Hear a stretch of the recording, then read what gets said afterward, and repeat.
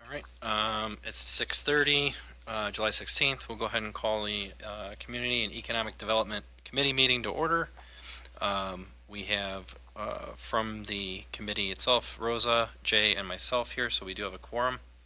So we will go ahead and move on to public comments. This is for anybody who wants to speak on something that is not going to be on the agenda this evening.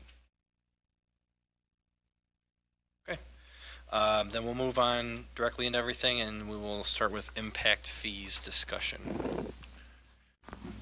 So as you recall, about a year ago, we asked the committee and then eventually the council to waive impact fees so that we could get our permit fees down low enough to try to spark more development.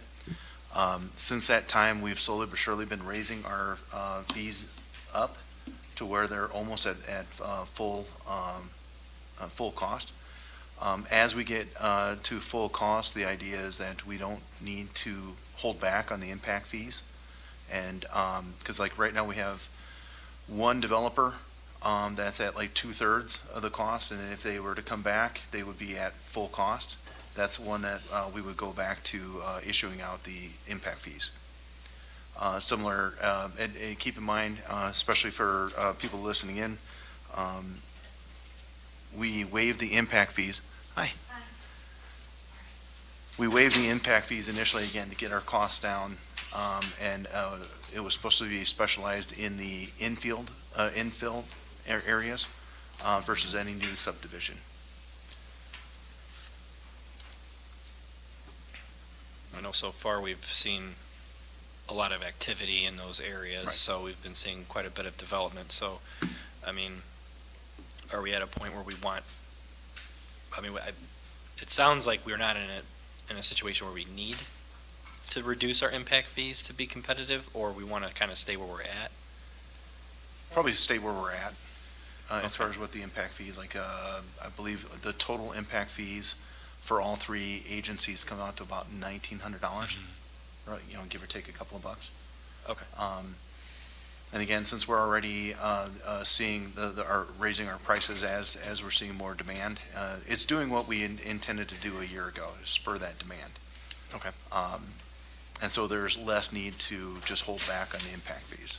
Have we heard any pushback from developers on us bringing our impact fees up over time, or has it just been kind of like they haven't really said much about it? We've made it very clear as we negotiate that this will be like this time frame for this set of houses. The next time it won't be as cheap. We're raising it up. And then there hasn't been a lot of pushback from them on as far as like, No, the houses have been Okay. moving fast enough that it's not affecting them near as much. well, that's good to know. Did I sound that okay? Did you have anything else to add on that, Donovan, or you think that's probably good where we're at? No, it's accurate. It's helped with these initial developers to get going. And I think the values of the homes are rising. So as that all happens together, the permit fees can be reignited as well, or the impact fees. How many permits have been pulled this year so far?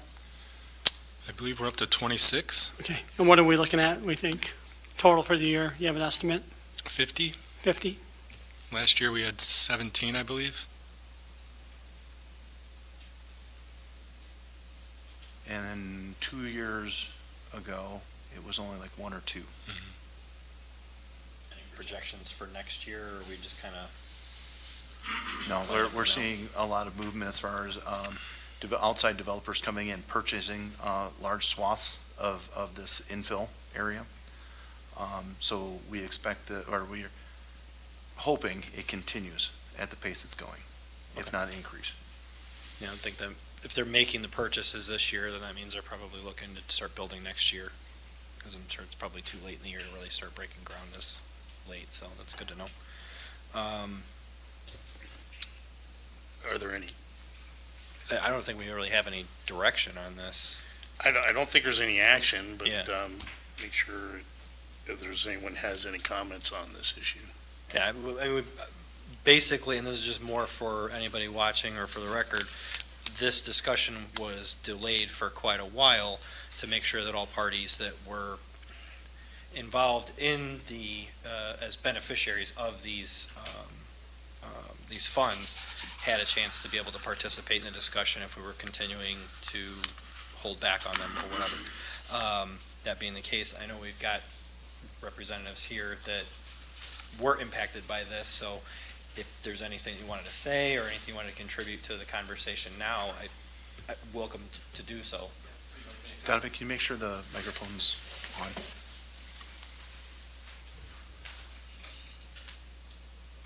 Hello, Corey Tafoya, the school district superintendent. Thanks for the invitation to be here to participate and listen along.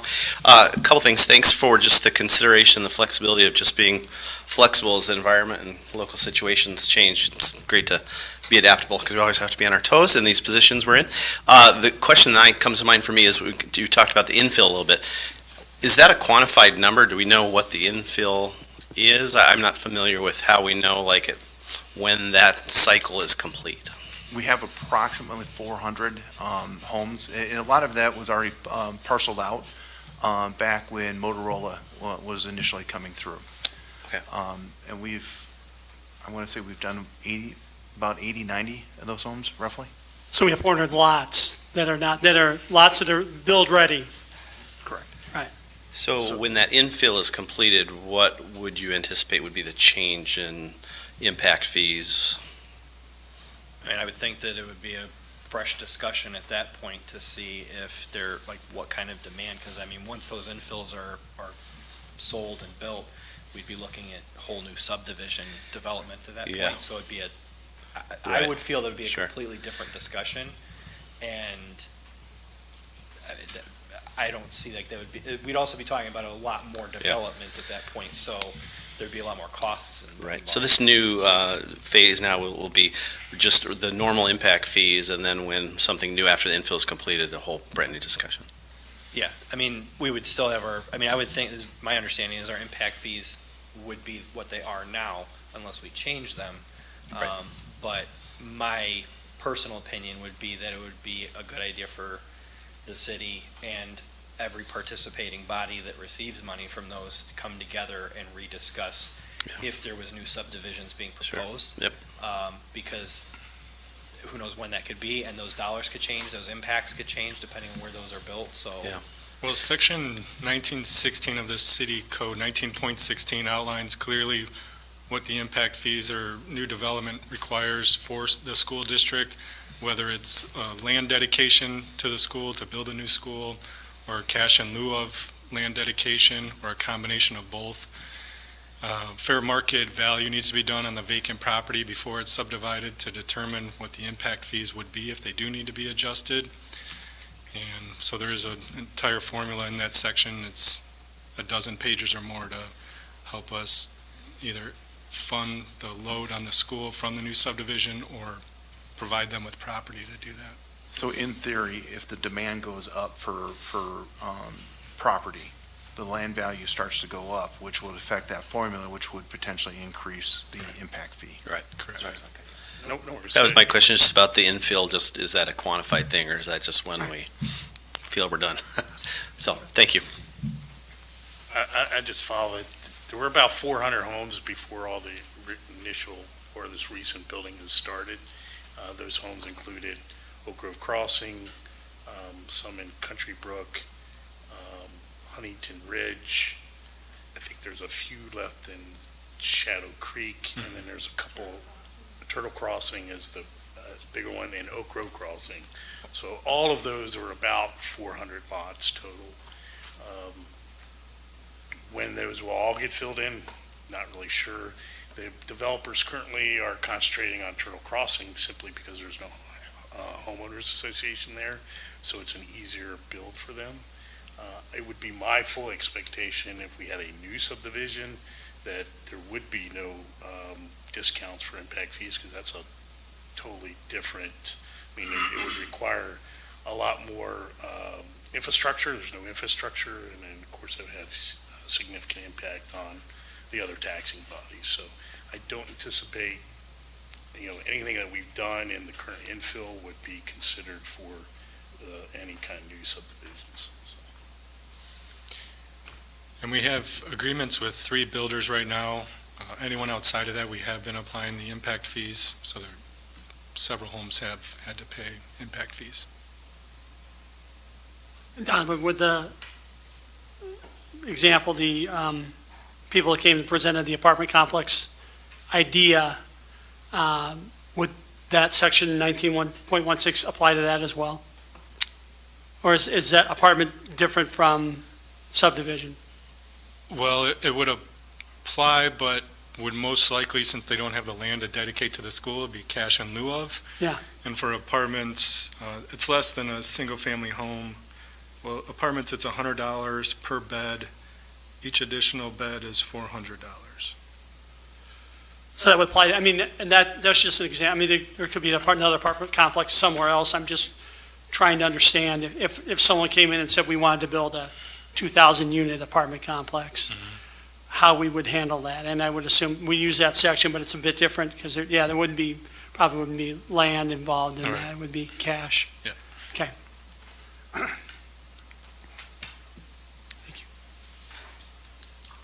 Any further discussion from anybody? Any questions or? No? Okay.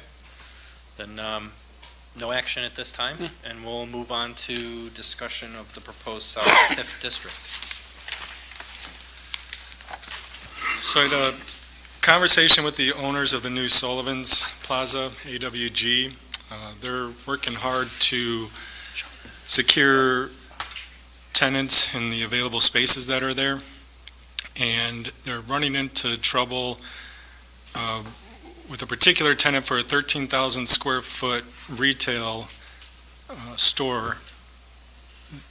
They're having trouble making numbers work with the amount of improvements that the buildings need, interior and exterior, and the market rate for rent for which they could apply.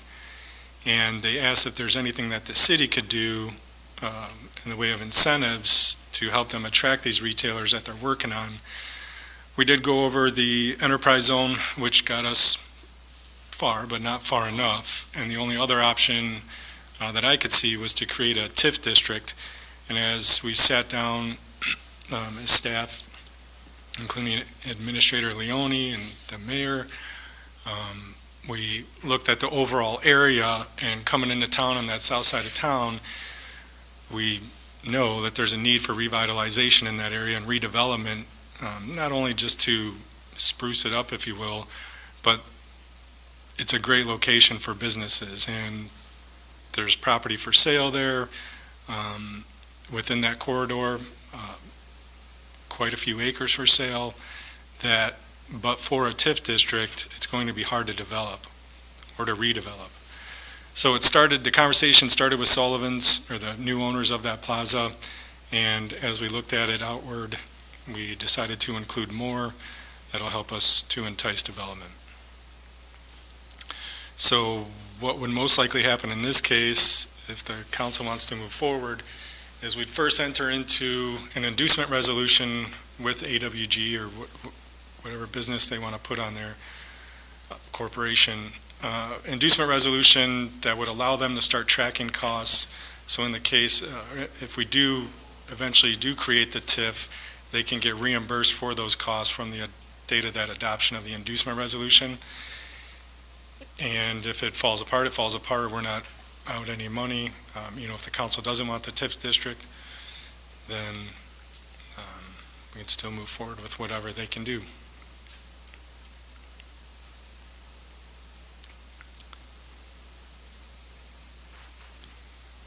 AWG is the company that owns Sullivan's, the building, The whole center, yeah. the whole center? Yeah. Okay. Okay. How long would the process be to get a TIF through?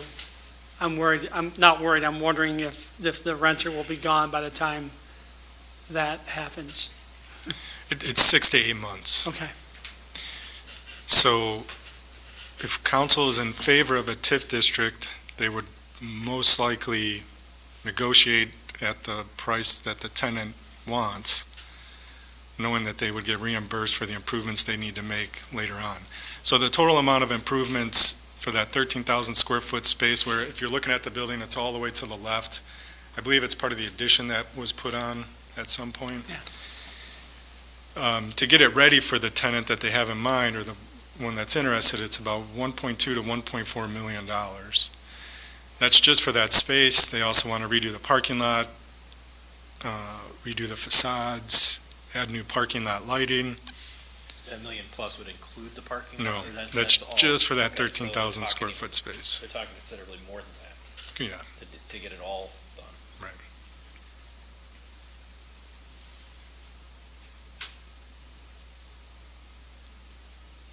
The enterprise zone has real estate tax benefits also, but if they use both incentive programs, the enterprise zone and the TIF district, only the TIF's real estate tax benefits apply. So they'd get the sales tax break on all the materials they purchase for the renovations through the enterprise zone. They get the sales tax break on that, and the income tax break, but not the real estate tax break. That would solely come from the TIF. So if you think this map is great as is, awesome. If you want to see it adjusted, great. So I have a question, if I may. I noticed that several of the parcels included in the TIF are not in the city. They are unincorporated. In particular, this piece, and this piece, which are all undeveloped properties. The properties around the Sullivan's site are all farmed. Yeah, so those aren't in the city, so I don't believe a city can do a TIF on unincorporated land. So I want to look this up. I'm looking at our zoning map, so it's based on our zoning map that's on our website. So if that's wrong, we got other problems. But on our zoning map, those parcels are not currently in the city or zone. Then they're just not on the zoning map, because I'm showing at least the one behind Sullivan's is. Well, when were they annexed? That I don't know. They do pay taxes to the city. They currently are not zoned in our zoning ordinance. That would be kind of strange if they weren't, because Crosby and that housing subdivision are between there. So it'd be kind of strange to have, we've got stranger zoning here as far as properties Yeah, that can are you pull zoned, the but zoning it map would be it would be a slice of land in, like, right up the middle that wouldn't be. Well, no, we've got that all over, where it's not contiguous.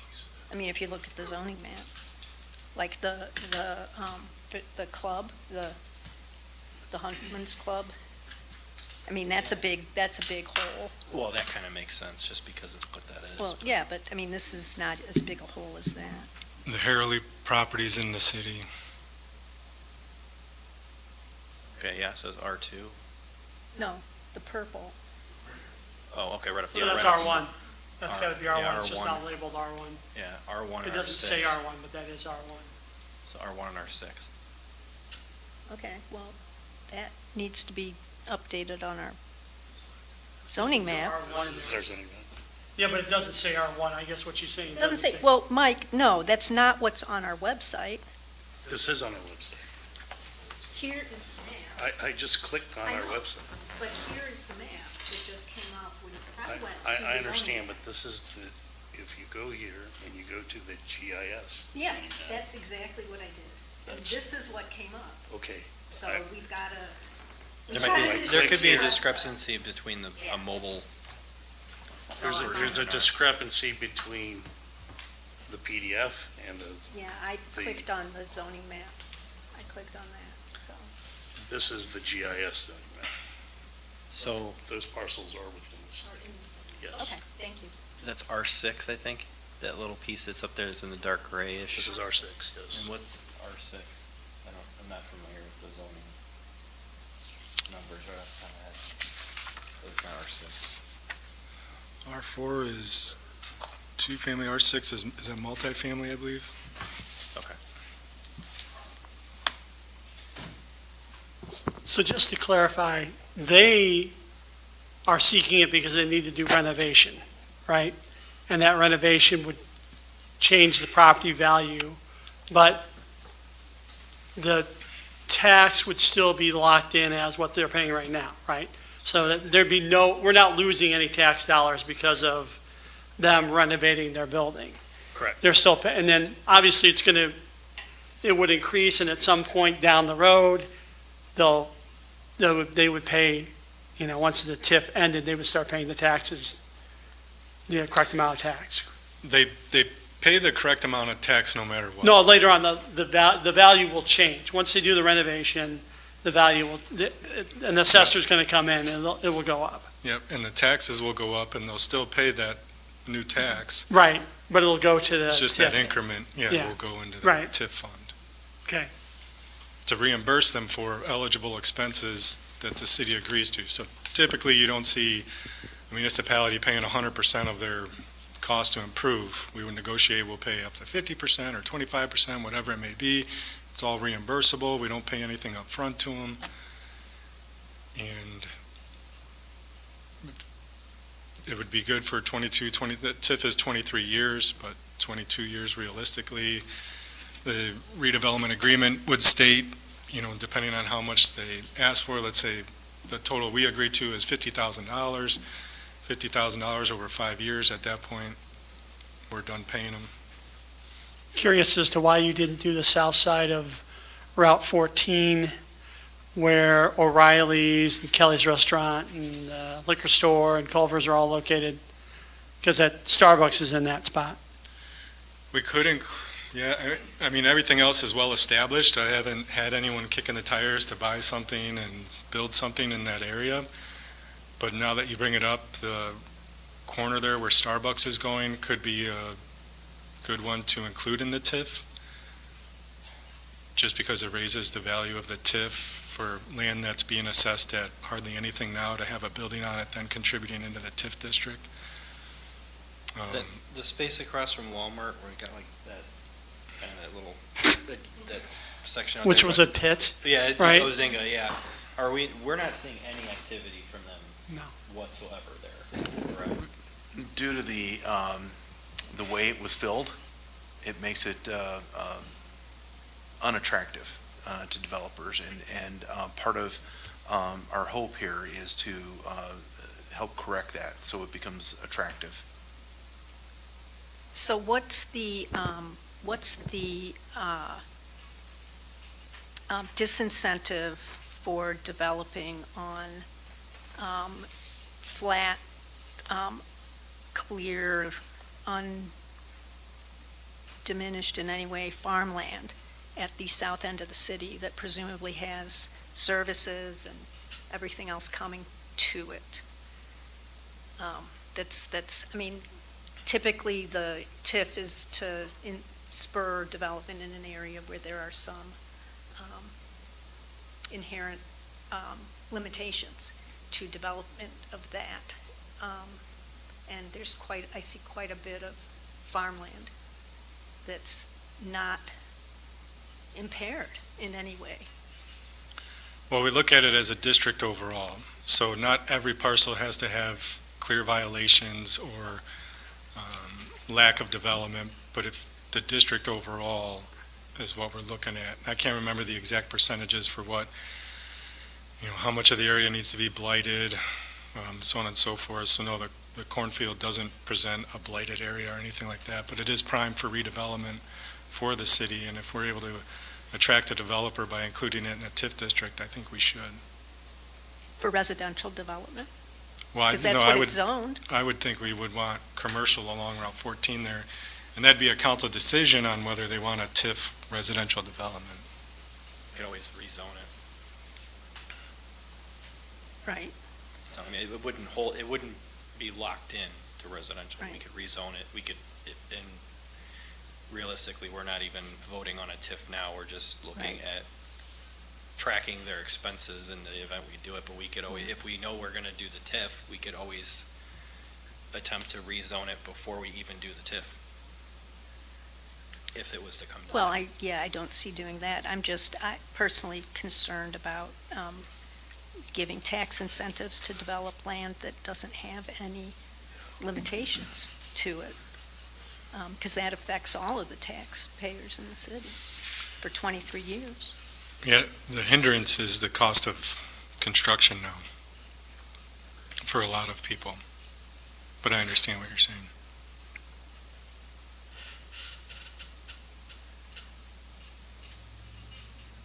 I mean, I personally don't see a problem with moving forward with allowing them to track their expenses on this, potentially. Because it does, I mean, they already own the property, so we know we're not floating this just to get them to try to buy it. They're gonna have to put the investment into it either way, and we wanna get tenants in there, because, I mean, that area is an eyesore. So I don't have any problem with moving forward with that. I personally don't have a problem with potentially this TIF district, but I do have similar concerns as far as making sure that we are, if we're potentially going to do a TIF down the road, I would want to revisit this, look at the zoning, look at the lots, make sure that we're comfortable with what it is before we actually do it. Does the same person own that land? All that land? You have one developer that owns this land, and then I think a family owns this land. The developer so that area. And then you have another developer that owns this land. So the one behind Sullivan's, right along Marengo Road there, do we have any idea what that developer, I mean, is the owner of that land intend to do something residential with it, or are they kind of like, we don't know what they want to do with I it? believe they were looking at trying to do a senior type of housing, similar to like townhouses with a kind of a community center for that subdivision. And they had even talked with the owner of this property about having to cut through to 14 to add additional ingress and egress, but none of that has materialized.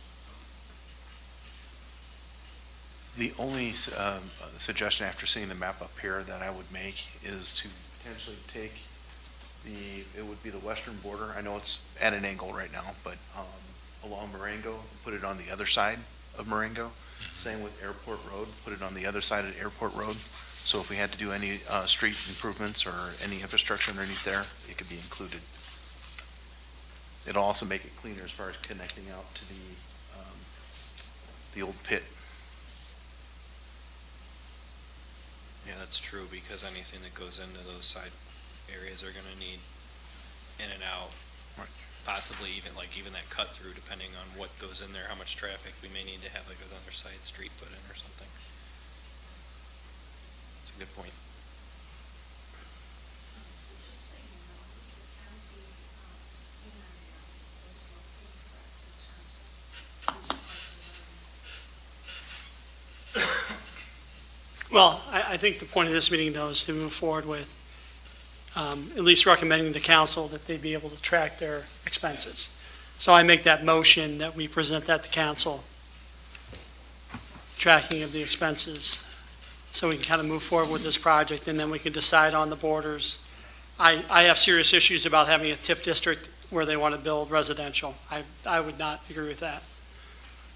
I think TIF is to spur business, not to spur residential.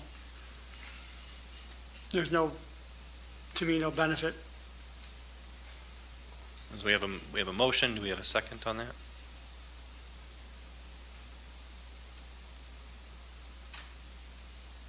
I mean, I'll second if nobody else is looking to second, so I'll second it, and then all those in favor? Well, Well, I You guess, don't have any other comments? does anybody have any, I mean, the only other thing that I would say is that to add to what your concerns are, Jay, I think that knowing that this is down the road for discussion, I think I would recommend that we take another look at the zoning for these areas, just so that we can be absolutely sure, because if we're looking at residential, do we need residential right there? Do we want to maybe build up more commercial there? I think it'd be a good starting area, now that we have interest. But does anybody else have any other comments or questions? So is the corner on Marengo Road, the one that's for sale, the 25 acres? Are they selling it for residential? I thought that's what it was. Yeah, it's currently zoned for residential, I believe, or like R2, right? But at this point, we're not deciding boundaries. We're just deciding whether or not they can track expenses. And then at some point, we're going to have to decide boundaries of this TIF district. So, and we still have to decide whether or not, the council has to vote on whether or not we'll track expenses. So we're just forwarding it on to council. Jay, just to clarify, Yeah. looking at the zoning map, that 25-acre parcel on the corner there that's across from the township building, right? Kind of in that area. Kind of over Yeah. there. That is zoned B2. It's not zoned residential. It's that piece right on top of the, It's right this there. piece. Yep. Oh, yeah. So that could be in the TIF district. And then you leave out the, what is that, Yeah, R6 and the R6? R1, yeah. potentially R1. That's why I think, I really think we should relook at the zoning in that Yeah. area, just, This, Yep. yeah, That that would piece be, right there, yeah. yeah, I really want to look at the rezoning of this if we end up getting close to an actual TIF on this, so, okay. Any other questions? Okay. Public comment? Oh, does anybody from the public have any comments on this? My apologies, I'm so used to there being nobody in the audience. Paul Hurley, 519 Old Orchard Road. The property in question to the south of Sullivan's, we own. And I'm pretty sure that's been in the county ever since I was a little kid. It's never been in the city. But that little piece behind Sullivan's, that's ours, is in the city. This piece. And the piece kitty corner across from the school, I believe, that's in the city also. So, that's all I got. Well, can I ask, do you have any just general thoughts on, I'd rather not have our property in a TIF right now, until I talk to my brother. we're a ways away from it, but. Well, I understand, when the- I understand when the- you're when ways the away time- from it. But when the time comes, I would encourage Give us a call, Yeah, we'll sit down and definitely talk. encourage you So to just be part of the I'm conversation. not gonna say no and right here, but no, we'll sit down and talk. Okay. So, Anybody else? Okay. We've got a motion and a second. All those in favor? Aye. Aye. Is that, yes, yes? Yes. Okay, all right, just want to make sure. All right, then, and that'll pass on to city council for final approval.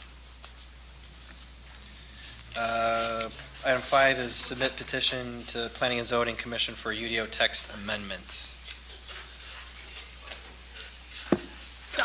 So Donovan's going to be, So, as described in the memo, we're seeking to file a petition to the Planning and Zoning Commission to make some amendments to the UDO. A lot of these challenges came up as we started developing properties, because the UDO was adopted in 2018, but never really put into practice for lack of development. Now that we have development, we're finding some structural issues with the UDO. Otherwise, it's an amazing document to use, but there are some things that are sticking points that need to be adjusted or deleted. So we can start with number 1, if you'd like. The conflict between the illustration depicted in the section described, 8.3H, in the text found in the sections. Although the UDO has an identifier stating that the text is what we always go by, illustrations are just for illustrative purposes only. The text is our Bible, and that's what we go by. However, they should line up. As we saw a few council meetings ago, some people hung their hat on one thing, the illustration, and other people hung their hat on the text, as it should be, but both should line up. Either the graphic gets amended or deleted to have everything comply with each other.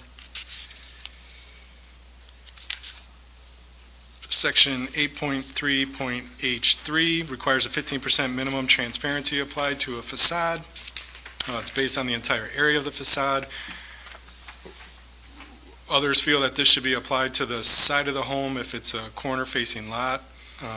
However, when we looked at this, 15% for transparency just to have windows is burdensome. In looking at permits that have been issued over the last several years, none have applied this rule to new construction. So this goes for foxtail properties that the Platts are building. This goes for Greenway.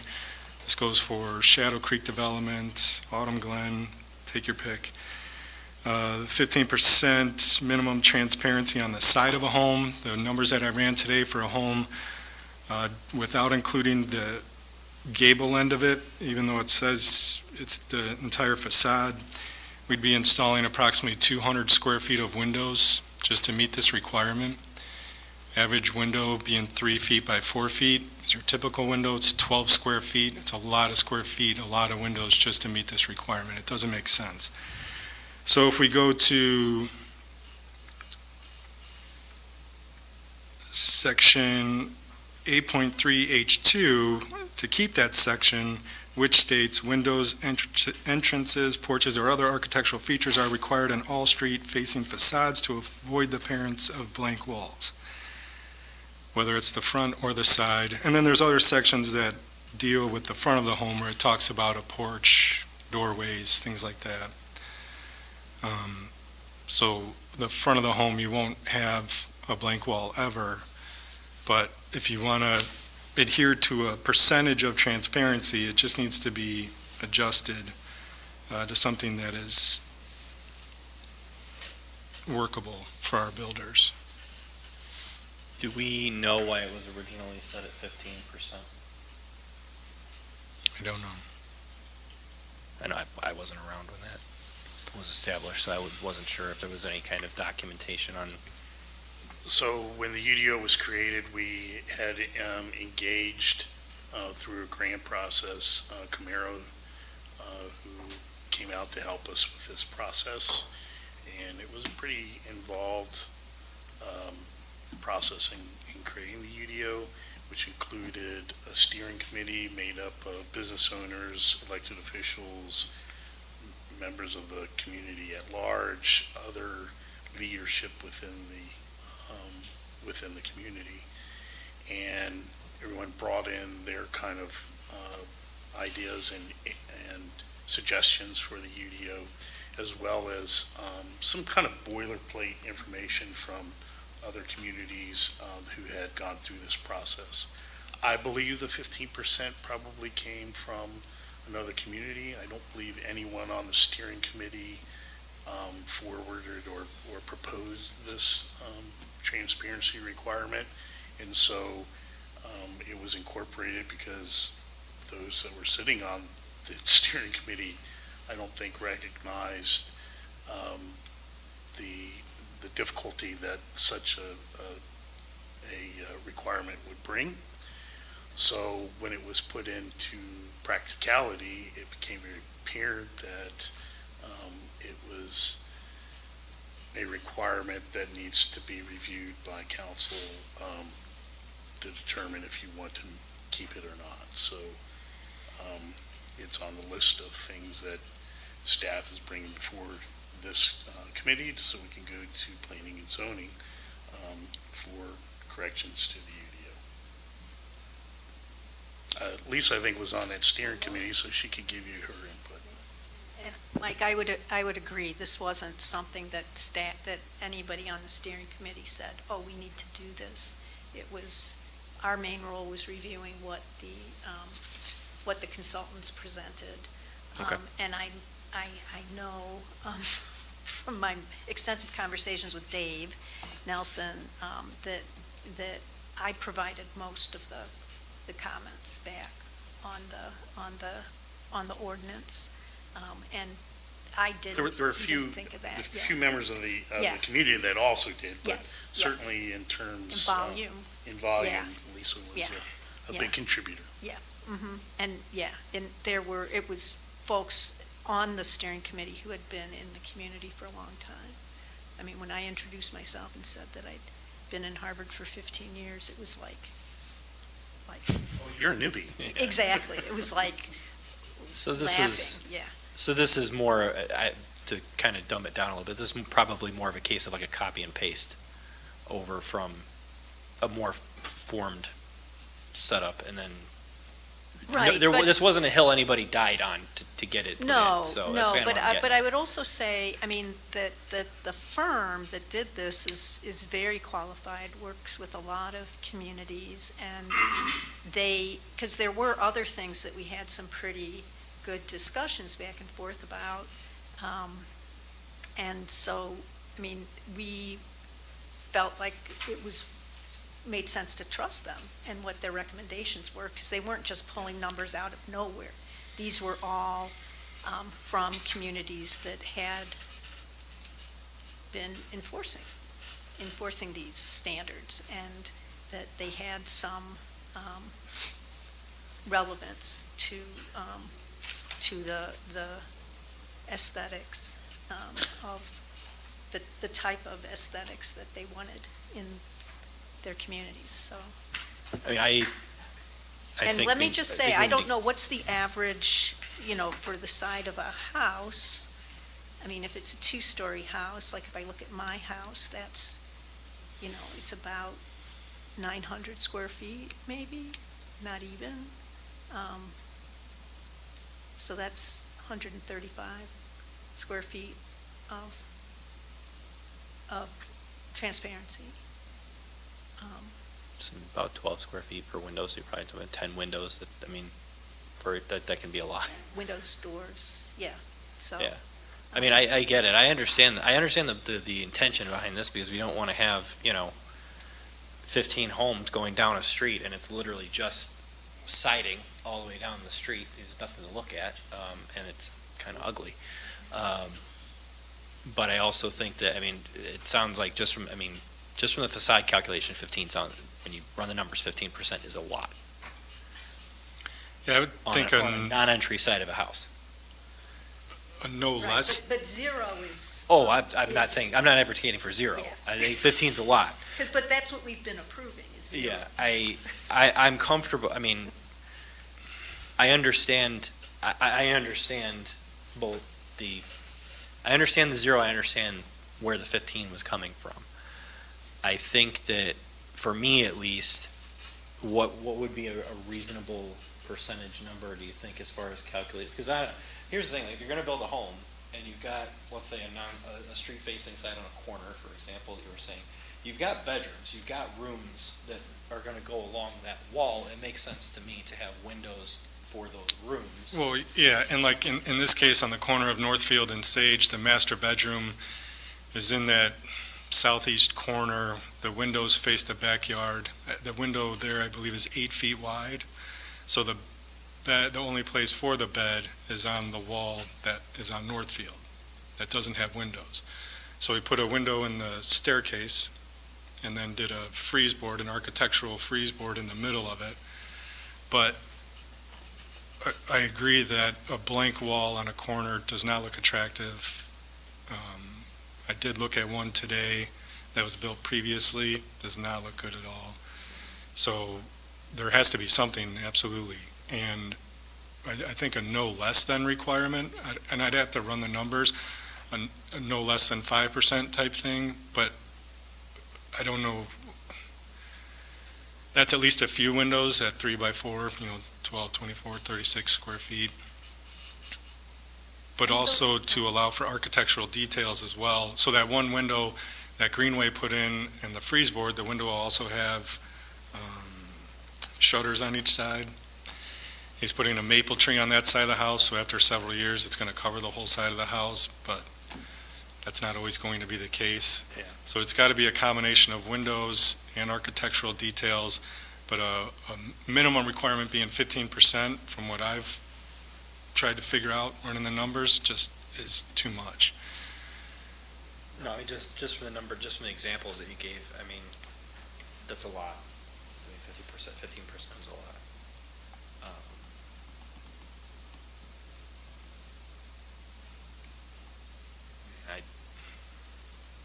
I definitely don't want it to be zero. No, yeah, I don't think it should be zero, but, I mean, it's, you know, that's. I think 5% is reasonable. No less than 5%. Yeah. I mean, that window that's on the stage in Northfield wouldn't cover that, though. No. That's just it's awful looking. It really is bad looking.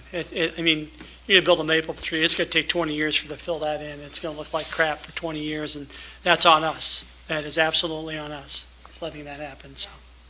Well, Northfield and Sage, he met the intent of the code as far as, or other architectural features are required in all street-facing facades Yeah. to avoid the appearance of blank walls. You've got the cedar picket fence out there, you've got the window that will have shutters. It's not on the building. No, but all together. It is a nice looking home on a corner lot, I feel. If you go to the corner of Apple Valley and Sage, it's a dead-end street, but Phase 2 should come at some point, hopefully. That is a complete blank wall, Right, and and that's we what we're just, I trying to mean, avoid. whatever's, I mean, So if I that's ran, passed. We on- gotta, yeah, on build that- it forward. if Yeah. I run, so let's say 20 feet tall by 50 feet wide, with not including the gable of Northfield and Sage House, the 5% is 50 square feet. And, you know, that's 4 or 5 windows. Which seems reasonable. I mean, because right now, he's building houses that have windows on one side of each room. I mean, there are 2 sides with 0 windows. There's another side that, on the first floor at least, is basically garage. And then there's a couple of little windows, right, above The first floor garage. has the kitchen and living room, and a bathroom, a nice mudroom, and the hallway. And then you walk in the front door, you go straight to the kitchen, living room, or upstairs. The one on Northfield and Sage now has the window at the top of the stairs. Otherwise, the interior lot's wooden. And then it's got the large windows in the bedrooms there on both sides, front and back. And then he put a window in the closet, the master bedroom closet, too. Have the same thing, so they have a walk-in closet that's in the front of their house. So it's got a window in the closet. It's kind of odd, but it's a neat thing.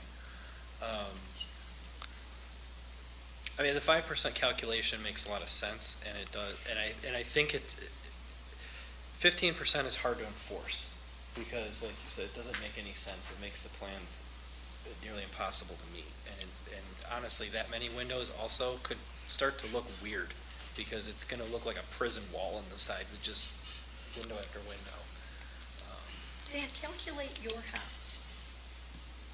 Just do your house, do each side of your house, and do the square footage of windows versus wall, and it doesn't look weird. And it's more than 5%. Well, I mean, I can tell you, in my house, it's gonna be more than 5%, because I have a floor room that's entirely windowed for But, aesthetic and purposes. my house was built in 1916, and it's more than 5% Yeah. on all 4 sides. So, I mean, that's not a weird looking house. Well, no, 5% is reasonable. I'm saying 15% is Yeah, a lot. I can It's see. a lot. I mean, 5% is a lot easier to enforce than 15%. And we're dealing with, right now with duplexes, so they have 3 outer walls. Well, They don't it's have not full. just duplexes, it's the single-family homes, too, that others are building. This Okay. is No, not I- specifically just for the duplexes. But you're right, you've got But the single-family homes, are you getting a lot of two-story? That two stories where you're gonna get all that square footage of outside wall, like that the duplex on Sage in Northfield, that, Well, in each instance of the homes that were built over however many years that I went back, I can't remember now, none have complied with the 15%, whether it's front or side, except for the one that I pointed out on the corner of Apple Valley and Sage that just has a complete blank wall. The front and everything else, though, looks great. I mean, it looks fine. I can calculate what that percentage is. I think it's greater than 5%, but certainly less than 15. And it looks fine. It just doesn't make sense that people plug in windows just to plug in windows. and I get that, that's true. But it doesn't make sense to have a blank wall either. And it doesn't make Right. sense to have a 1,000-square-foot wall with one window in the middle of it. Looks ridiculous. It looks, I mean, it really is just gross, in my opinion. I mean, you can put a tree there, and you can put a picket fence there, and, yeah, I mean, 20 years from now, when the tree's over, had grown past it, you won't notice it, but right now, you notice it. Really doesn't look good. So, Isn't though the problem, isn't though the problem, the architectural design of those duplexes that don't lend themselves to get anywhere near 15%? They don't, there's not enough architectural features on those. And so the only way to try to get them is to put windows and closets and whatever. Whereas, I'm gonna go backwards here a little bit, but, the conflict with the UDO, the illustration doesn't match the wording. So let's change the illustration. Maybe we should change the wording. To make the wording reflect the illustration that's in there. And then that way, I think you can get this, 15%, that originally was in there. Because of the way those things look. They're way more, at least, what's the math?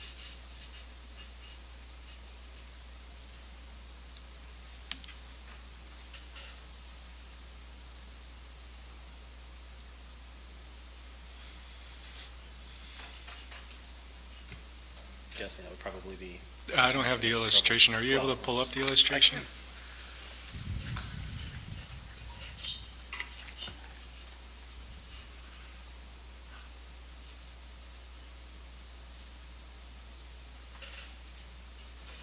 I do think you have a valid point, but I still think 15% calculated is a lot. I think the current developer is, he's meeting it, right?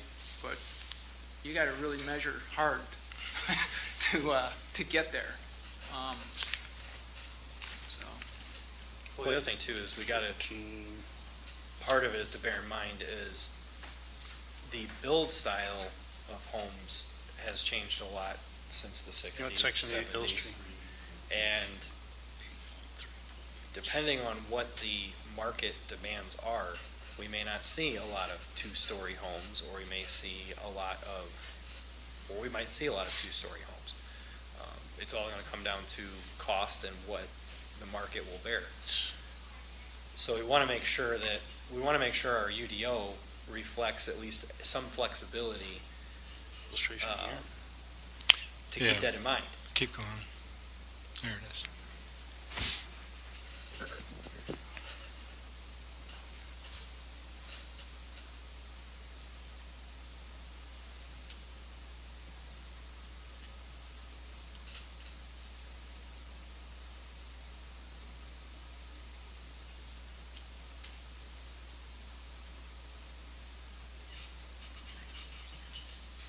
So where's the discrepancy in the illustration and the text?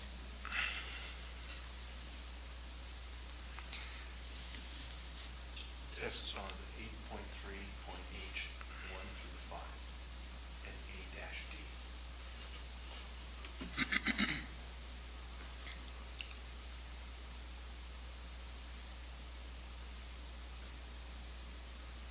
It's in 4 for the garages. It took me a while to find it too.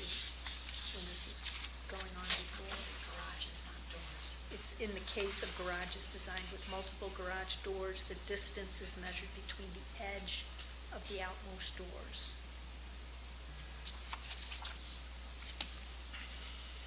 Illustration, if you scroll back down, shows the distance measured from the side of the garage to the side of the garage. From here versus here. Right. So the edge of the foundation, not the edge of the door. My door goes all. But then what does That C only say? opening. What is what? That particular section relates to that, in the bottom of the page, so the farthest C there. For C.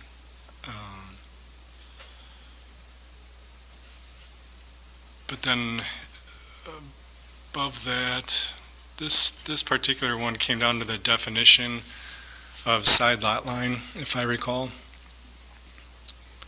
Well, it came So- down to the measuring distance, because it was, if you add in the 2 feet on the outer edges, that This would be the size of the distance. garage, yeah. If you think of that as a duplex. Where this That made states, it too big. this The- states, in the case of garage sign multiple yeah, doors, is okay. measured between the edges of the outermost doors. So the measurement is from here to here, not from here. So it's not the actual size of the garage, Correct. which personally I think it should be. It would make more sense. I mean, The you're doors- basically But then you not have- a part of a building. C states So, the building, oh, go ahead, I'm sorry. so there's, we do have a comment out, and Sarah, if you can come up to the microphone, Sure. and then state your name, please. Really quick, does anybody else have more comments on this topic? I'll be briefer than 3 minutes. No, it's okay. I'm not worried about that. I just want to make sure that if we're going to have comment, I want to get it all out so we can have it done. Sarah Berg, 508 Old Orchard. The reason they're measuring past that door opening is a garage door extends past the opening. If you look on the inside of your garage door, there are rails that they run across. So you cannot open just where you drive through. The garage door extends. That is why there is no discrepancy in the UDO.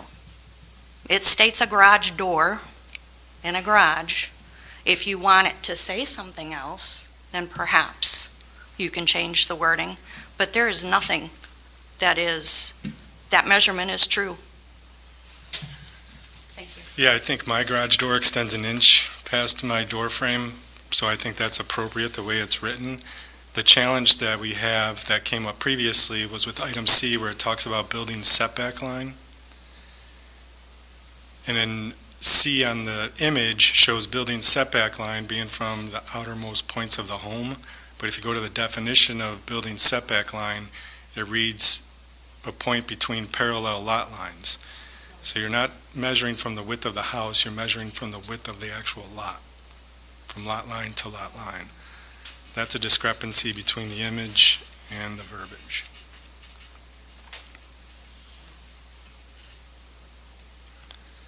The picture shows you what it means.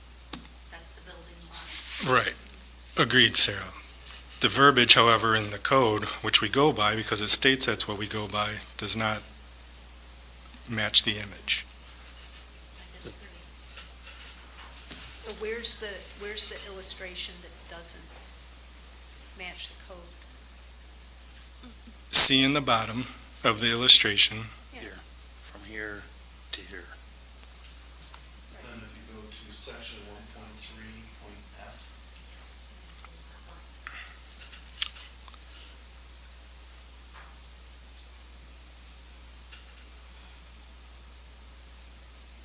Get there.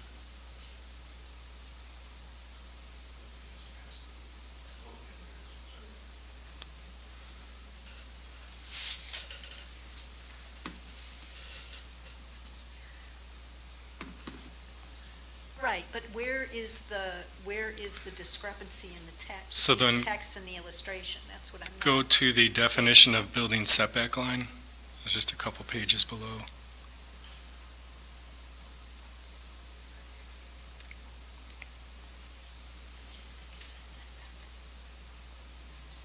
or building line, it might be. Building line right here. Is that the one? Yep. A line measured at the building wall of the structure between building lot lines.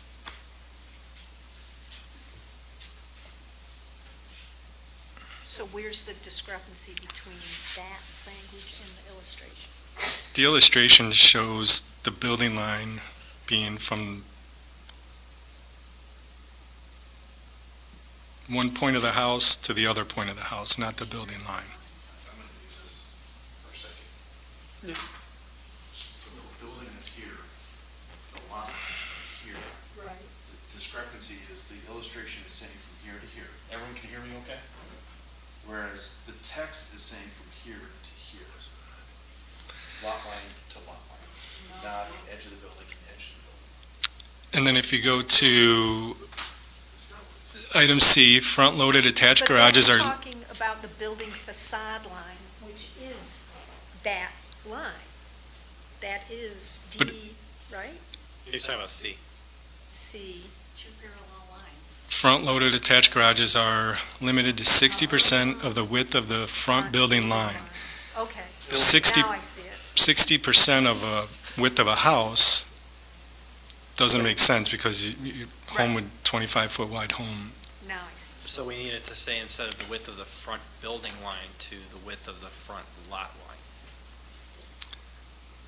Front building line is defined as from lot line to lot line. Yes, so. So it- it's the same definition, it means the same thing, but we're using two different sets of wording to describe it between the. This wording Yeah. matches, the drawing does not match the wording. So this C that shows from here to here should show to the lot lines, which So are can we- outside of this building. Is it possible to change the illustration? That's what's being requested. It would make That's more- what I would do. Yes, Because I, Shouldn't Yeah. that be 60% of the lot lines? so, That's where the confusion is. So if I And that's why we pointed So I could have 1.3 point garage F, on a 100-foot lot. where the definition, or sorry, under the definition, it describes where the building line is, which is lot line to lot line. And it also earlier states that when there's a discrepancy, you go by the text and not the image. Yes. But that's where the conflict was happening, because some were going by the image and not the text. So we just want them to match up. And you, There's also an issue, I mean, that I had, and it took me going back and forth a few times, but if you look at the C showing the width of the garage, This C. yeah, that's showing the width of the whole garage, going from garage wall to garage wall. But when you look at the text, it says if basically if it's a duplex, if there's two garage doors, it's from the Outer door to the outer outer door. door, which is about, in those duplexes, is about a 4-foot difference between the garage wall to garage wall to garage door to garage door. And that makes the difference for the 60%. So that's also, because it's not illustrated, yet the illustration does show, that we do have, does show wall to wall. It's confusing. yeah, I'd like to have it as the outermost portion of the door, because like the case, well, Jim and Michelle built a nice home on Apple Valley that has, I believe it's a 3 or 4 foot extension off the garage, because the gentleman that purchased it wanted a little workshop area. So if we were to do from outermost wall or whatever, garage wall to garage wall, that would really limit their driveway width based on this 3 foot extension he has on his garage. So I think the doorway makes the most sense. And the 60%, 60% of a 200-foot lot is a wide driveway, but it's 60% or 22 feet, whichever is greater. So you So- have windows on that extension? think he might. It brought him up to 9%. So we definitely want to adjust this, we definitely want to adjust the drawing to show the lot lines, which would make things a little bit clearer. The lines framing the garage face, would it make sense to taper those in so that it's pointing for C, so that it's showing the garage door? Yes. Well, I think that only applies if there's multiple doors. You need a new illustration that actually shows. I'm almost thinking if we get two illustrations, we have one for a single family home like we have here, and then one for a proposed duplex that is drafted to be a clearer design of what we're looking for, so that it's understood. I mean, I understand that developers are going to go off of the wording, and they're going to, I mean, that's code. But for any of us that are not developers and not going to be reading through the code, the first thing we're going to do is look at the illustration so we can get a mental picture of what it looks like. So Donovan, would it be possible to include one for both for a single family and then one for a duplex? Yeah, I mean, this one is labeled as single-family, two-family. I think this illustration is more appropriate for those homes. If you go up a little bit, Mayor, for item 5 there, to protect the character of older neighborhoods, a provision of this section shall apply only to subdivided lots subdivided prior to January 1st, 2000, where attached garages must be set back a minimum of 5 feet. I think this illustration is more appropriate for the older neighborhoods. Yeah, I mean, but, which, that's great. I don't want to get rid of this. I want to keep that because there's still some areas in the older neighborhoods where houses can be built, but the vast majority of new development isn't going to be in the older neighborhoods. It's going to be in the subdivisions and newer neighborhoods. But yes, I think we... And duplexes appear to be very popular because the cost of development versus sale is competitive. They're not selling them, they're renting. Well, either way. Either way, I mean, either way, it's cheaper to build a duplex and sell 2 of them than it is to build one single-family home. So, I mean, it's just trying to be ahead of the market here. Just to help the conversation, is the committee agreed upon at least to fix the drawing and potentially add a second one that illustrates better for a duplex? Yep, I'm for that. I mean, what do you think, Jay? Yeah, it's a drawing and then also add a duplex. You got that, Donovan? Yep. Thank you. Next. We were talking about the transparency.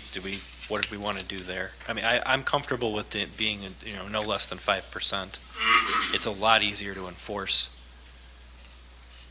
at least in the offset before they start having construction drawings built. Perhaps you may want to consider transparency and other architectural features. Yes. Which would kind of meet, because the idea is you don't want a blank wall. Exactly. So if there's other architectural features that they could incorporate that aren't transparency, still meeting your 5% minimum, does that work? But a fence is not. No, it has to be a part of the building. Yeah. Well, yeah, because, and it can't, obviously we can't include trees and things like, it can't be stuff that can be tore down temporarily, later. It has to be the Something construction. attached Yeah, to the exactly. building. So, yeah, architectural details, like if we were to look at the one on Northfield and Sage, the gable end could have a scallop siding instead of siding that matches the horizontal siding all the way up to the top. That would have been a nice architectural detail with a frieze board separating the two elements. Yeah. Yeah, that's some kind of different Yeah. architectural feature that I'm good breaks with up the monotony of just a blank wall. Well, and then we can avoid passing or providing permits at 0, just because, I mean, not that that was done, out of negligence, it's just that way, if 5% is something that's easy to enforce, it's hard for a developer to come back and say, well, we can't do it, it's too expensive, whatever. From the get-go, we can hold them to it. Okay, so I'm fine with changing that to 5%. Do we need a motion to make these changes? Just so that way we know when we get to the end? All right. No less than 5%, that's what, okay. Next section. We're on item 3. Yeah, 3. So the definition for R4 two-family residential district states it would accommodate two-family dwellings on standard size lots of 8,712 square feet. Table 5-1 states the minimum lot area per dwelling is 6,000 square feet, which would put it at a 12,000 square foot lot, which defies the definition of R4 residential. So we either need to adjust one or the other. Your recommendation is to, what you put, Yes. I would agree with that. Same. Table 5-1. Doesn't really make sense to up it to 12,000. No. That would be absurd. Right here. They can't do that. They can't do a column. Columns. Get your column. I can't highlight just the column. Oh, So this seems, right, so easy. No, it's not. I pulled out the former zoning ordinance because it had this really nice table in it that I remembered from when I was on the zoning board. And it was the table that shows for each zoning district, lot area, width, front setback, rear setback, side yard setback, total, minimum side yard, street, blah, blah, blah. I mean, it's not this percentage stuff.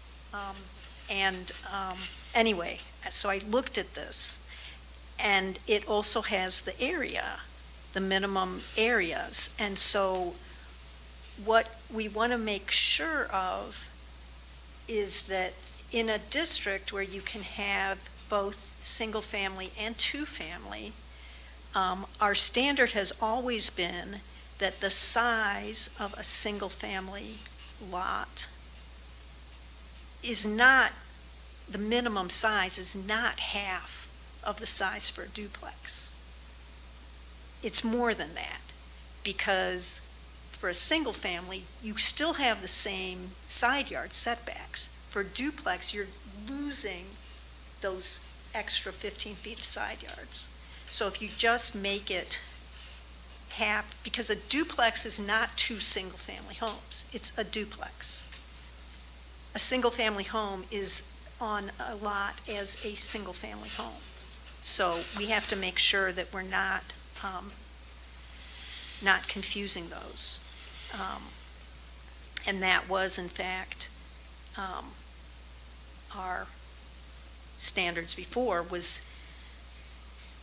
if it's a single family and you can have a duplexes in that, it's not just doubling or cutting it in half. So the 6,000 square feet for a single family home is one single family home on one lot. It has to be a minimum of 6,000 square feet. It's not, because you still have to do the 15 feet side yard. That's what this says, right? What's that? That's what the proposal is. Well, the proposal is to cut it so that it's, instead of 6,000, to make it 4,356 square feet. But that's only for duplexes. So each unit is 4,356. The whole lot has to be 8,700. Right, but this is saying, staff recommends amending the text, read the minimum lot size per dwelling is 4,356, which to me says for a single family. That's the definition. The dwelling is the unit. It's half of a duplex. Yeah, just for the R4 zoning district, which is your two-family. The 8712 and the 6,000 don't make sense. One of them you either have to double the 6,000 to 12,000, or we have to cut the 6,000 down. We don't want it to be having a single-family home on, I don't think the intent is to have a single-family home on a 4,356 square foot lot. I see what you're saying. So if it's a single family on a R4 zone lot. Yeah, Yeah, I see what you're it saying. should be at least 6,000 square feet. I mean, that's how I'm reading it. So almost, Yeah, your single-family home minimum should never be less than 6,000. If it's a Right. duplex, then the minimum is 4356. Per unit, Per but unit, it's per it's unit, that right, total. correct. So The per unit doesn't matter. So this Because just needs to you- change, the- if it's a single-family house on an R4 lot, it's 6,000. It's 6,000, If it's a duplex, right, it's 40, it has to be a minimum of 4356 each.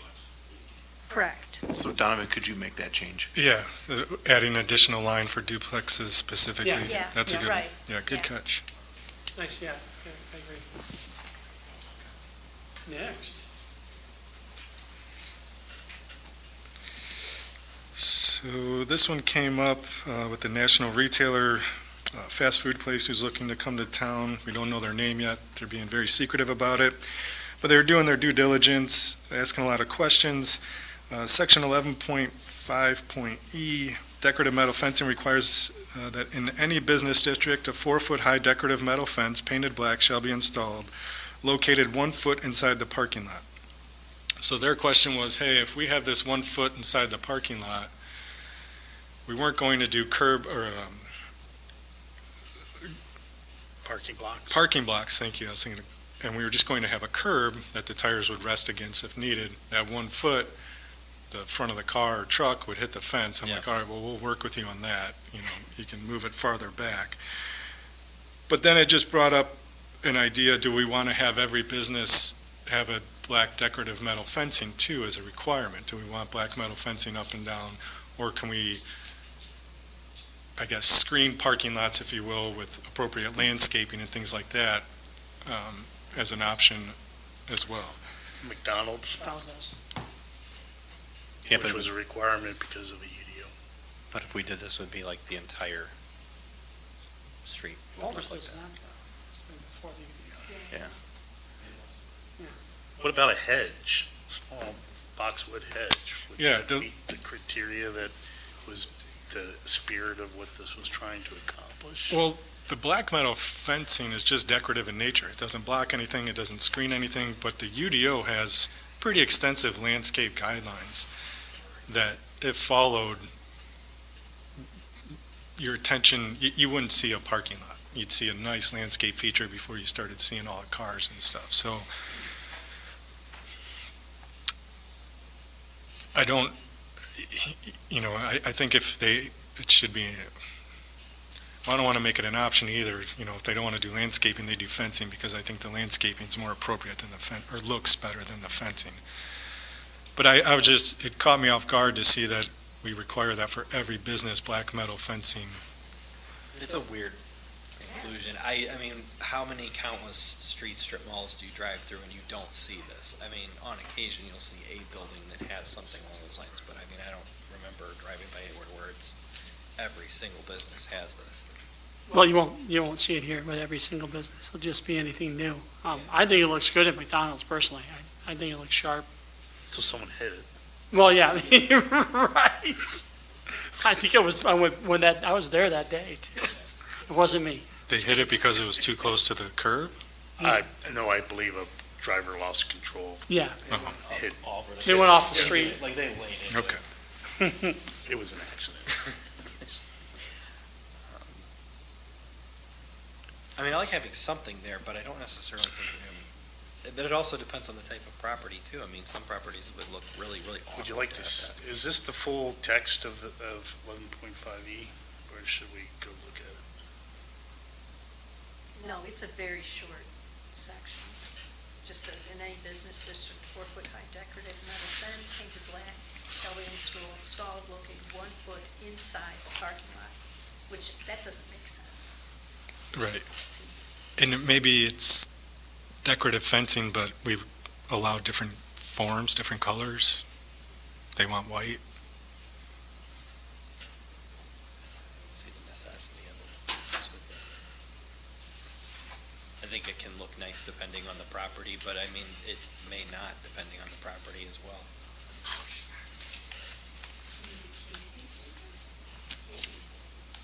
In case it came before the UDO. Well, that's the other issue we have, Yeah. is this would also be on all new properties. So And Starbucks anything- would have to do this then. Yeah, that's Starbucks. So that's what I'm saying. It's gonna be spotty and hit or miss anyway, because we've got, What about Dunkin'? Is it ever gonna open? It's facing the wrong way. It doesn't matter. You get to. They were working on it today. Hey, they've got that whole piece Their painted parking now. lot is on the interior, not on the, adjacent to the street. I mean, I get the idea behind it, and I think it's nice to have some decorative requirement, but I think the issue that I have is that because of how it's being implemented, it's gonna be spotty and hit or miss anyway, so it's not really accomplishing anything. It's just gonna require some places to do it and some places not to do it, and it's not gonna be uniform. It's just gonna be, oh, they've got a fence over there. You know? If council wants to keep it, I would recommend stating a decorative metal fence up to 4 feet high shall be installed within the landscape area inside the parking lot. I think you're right, simplify it. It would eliminate the 1 foot rule. Well, I mean, that doesn't make any sense anyway. I mean, we already saw the issue with the parking.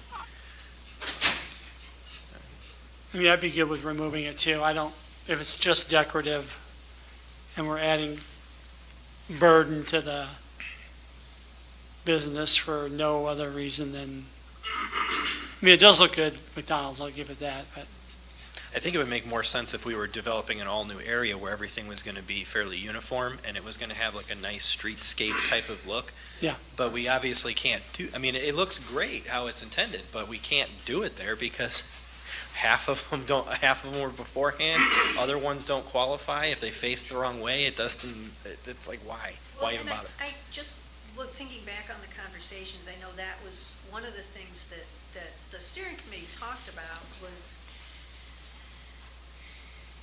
we've already developed so much along 14 in particular that none of this applies to, and so why do this? And I know Dave was very much, but do you want everything to continue to look like it looks now? Or do you aspire, I don't think he used that word, but aspire for it to look better in the future? And Right, we gotta start somewhere. yeah, You're right. and what do you want for the future? Other And so do businesses could be encouraged Right, then. do we want them to look more like they've done at McDonald's? Right. So, I think the fence looks great, Yeah. but it doesn't make sense that it has to be, 1 foot. 1 foot in the parking lot. Of course, I guess it depends on what you define as the parking lot, because in this illustration, this fence is in the landscaped area, not in the asphalt area. So is the landscaped area considered part of the parking lot?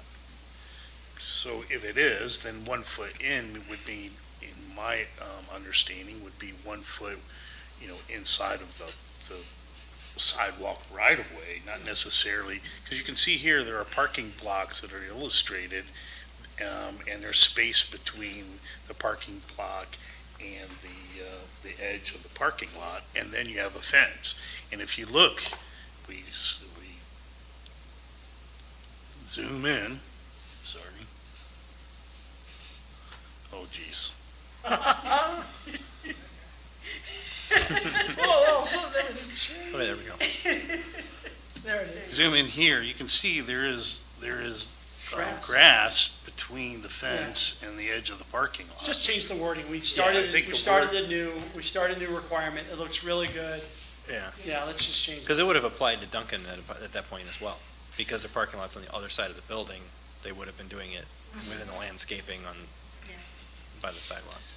Are you okay with different colors? No. No, Black that only. should be the Uniform. same, yeah. So- we don't want orange fences and blue fences. Keep it Black black. and gold, baby. Black and gold. So keep it black, a decorative metal fence, we want to keep it 4 feet high? Yeah, if that's what they've been. 4 feet high shall be installed within the landscape area. Yeah, parking lot, Spikes on landscape top. area, yeah. Electrified, sure. Razor wire. Flash guards, yeah. Okay. Thank you. All right, then number 5. Yeah, currently we don't have an ordinance or requirement that says the pretty side or your finished side of your fence has to face out, and that kind of shocked me when I came across Yes, it. absolutely. This change needs to be made. Because I got a complaint about it, and I said, yeah, absolutely, we'll send the code enforcement officer out there, and Ian's like, there's nothing in the code. I'm like, come on. Oh, yeah. So, And that would have taken care of months of angst for my neighbor. Many, yeah, many. it sounds like there's more out there too. Yeah, oh, yeah. Need an amendment to the code to prevent stupid? Yeah. Well, no, it's not stupid, it's rude. That's what it is. Right.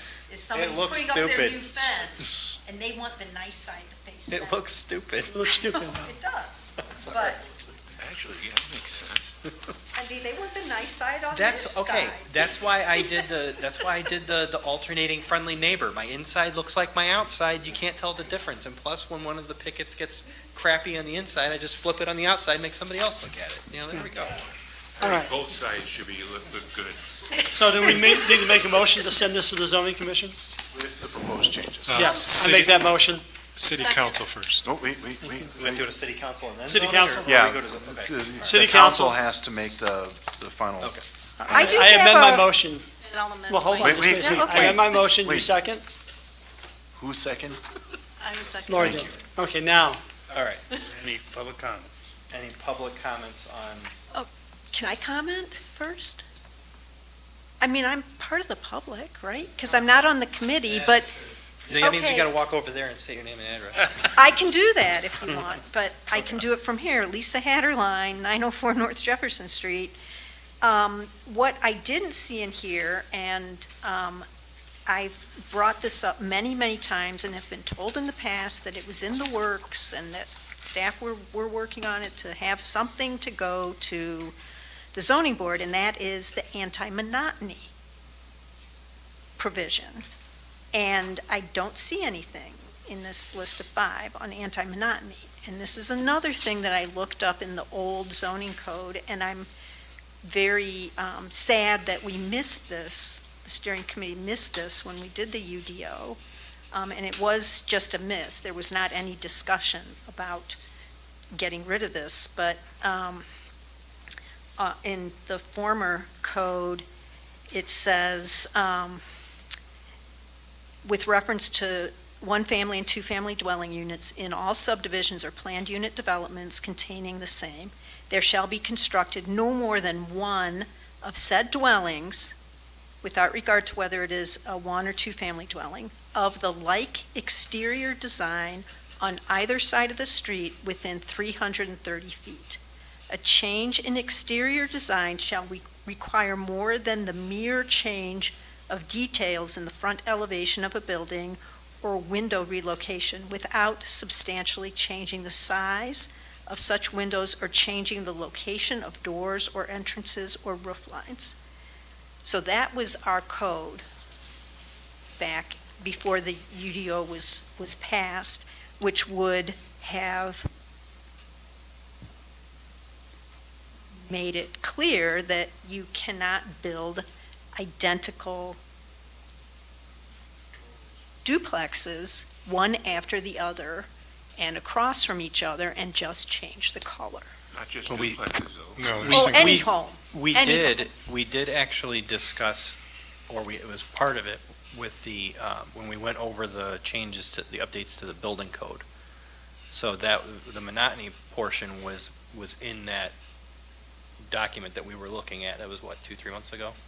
More than that. Well, when we went through the update from building code in this committee, But this should be in the UDO, I believe. I mean, this was in the zoning code. And I'm just saying, I know we Yeah. looked, I know we looked Okay, through but it. we It was- have not done when we were anything, presented with Dan. the That's bill- my point. Correct. What I'm and saying, that's we why already I'm bringing it discussed up. here. Donovan, don't you have a draft of the anti-monotony? yes, I think ours said 200 feet though. I can't recall if it was 200 or 250. I believe it was 250, Yeah. because we were trying to go as far out as we could. It had something that addressed corner lots too, if I recall. I can email that to you, Alderwoman Haderlein, and either we take one or the other, but that one is Okay. also great. Yeah, I I'm- mean, this, I just want to say, this is what the code said. And We'll have to check yeah. the minutes, but I Would this committee believe, be okay with sending the draft that Donovan has to the council as well, so that it can be recommended to the planning and zoning? if I remember rightly, we Yeah, but- approved it to go to council. Okay. Because I remember when we were going through all the building code changes, when we were updating to the newer Yeah. building code, our committee looked at that. Mhm. Your monotony draft was in there, Mhm. and we looked that over, and I believe we improved the whole thing to go to city council for approval. But the monotony portion was not with the building code when it went in there. No. That's my understanding. I could have a be wrong. question, and that is, Park Point, Shadow Creek, would any of those places pass this? Not like we, Not likely. Don't we have it, Claire? country, even in, do we have it where? In Oak Grove. Yeah. Part of Oak Grove, yes, but there are parts of Oak Grove I don't think met that requirement. Certainly I'm Shadow thinking of Creek, those box houses in Shadow Creek, Country Brook. How about the ones across the street from Starline? Oh, yes. Well, and part of that though, Charlie, is when it's a planned unit development and like with townhomes, they are, that is part of the design is that the development is being approved and there is that uniformity. I'm not going to say I like it, but, I think it was great. the area downtown, I think, The one by Starline, homes. I think that yeah, looks I like think, nice. when you look, if you recall what was there before, it's a huge improvement. Yeah, so, but, I just think it's too much, it sounds too much like an HOA to me, and I don't know where you draw the line on that, and what is,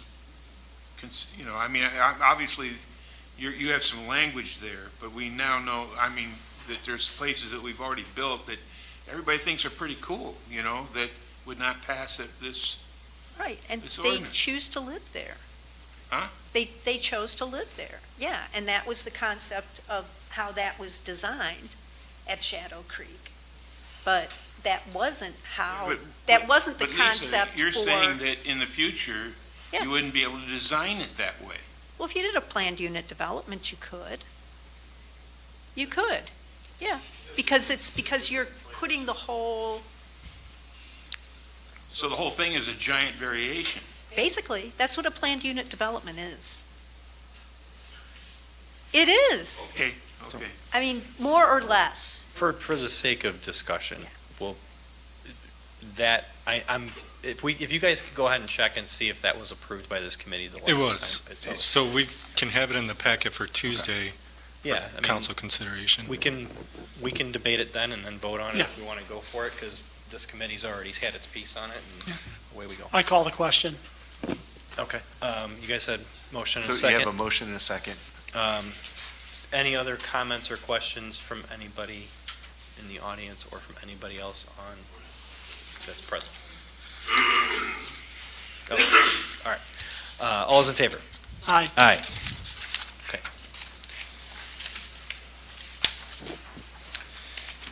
Okay. Number 6, adjudication hearings. So currently, when code enforcement or police ticket someone or need to adjudicate a case, they have to take them to circuit court for, let's say, petty offenses or violations. Circuit court judges don't look at a municipality's code violations the same way an administrative adjudication judge does. And typically, the amount of work that goes into bringing a case to circuit court doesn't justify the amount that we get back if we do get a fine. They're usually pretty minimal, and the circuit court keeps those court costs. So in order to create an efficient code enforcement program, administrative adjudication hearings is a big component of that, where if a property is not in compliance, we can send them to an adjudication hearing, which would be held in this room with an administrative judge who's licensed by the state of Illinois to do such things. They hold it like a normal court proceeding. They lay out the rules beforehand. They have a clerk sitting next to them doing the roll call. We have a city attorney there helping represent us on our cases. And Then you have the defendant that can have a lawyer as well or not, state their case, we state ours, and then the administrative adjudication judge makes a ruling on the matter. The fines and court costs stay in-house, and then we go back downstairs, back to our jobs.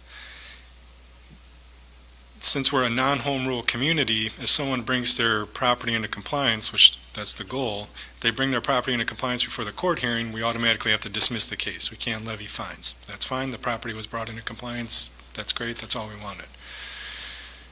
The administrative adjudication judge can fine, I want to say up to $25,000, might be a little more,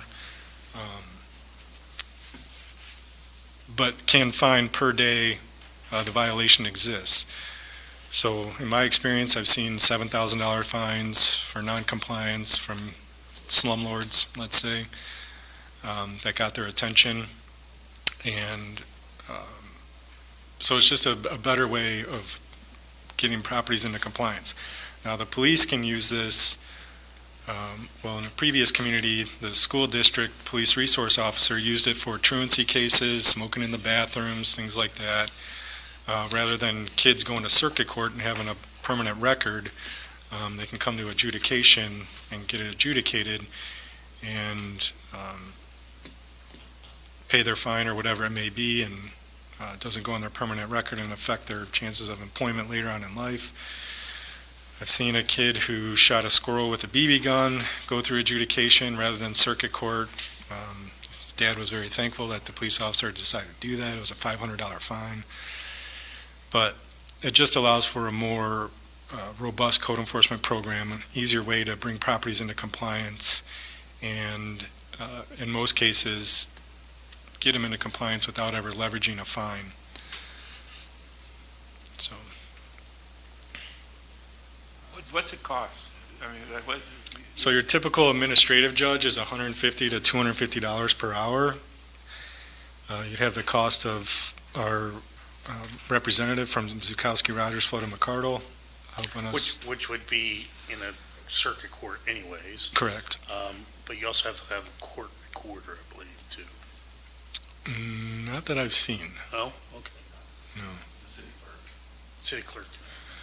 I believe the city used to do adjudication in the past. I don't know when we stopped. My understanding is, in speaking with Deb, is that we still do it for towed vehicles, but she doesn't think it happens very often. I wasn't sure of all the specifics, but that the police do something, but it's only for towing of vehicles.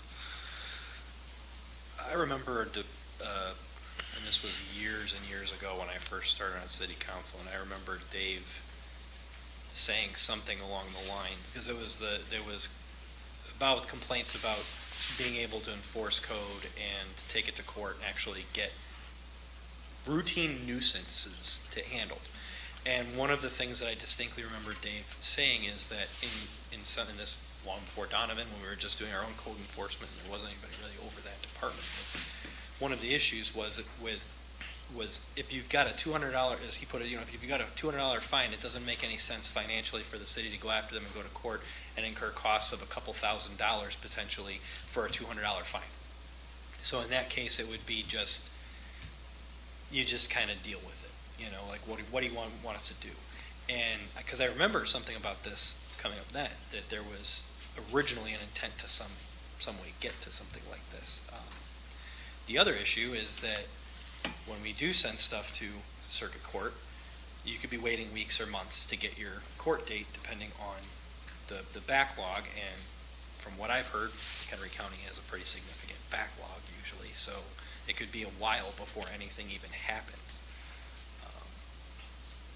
So obviously this would speed up the process quite a bit, so rather than going to court and taking a month or two to get a date or longer, it's something that could be adjudicated in a couple weeks, I would think, month.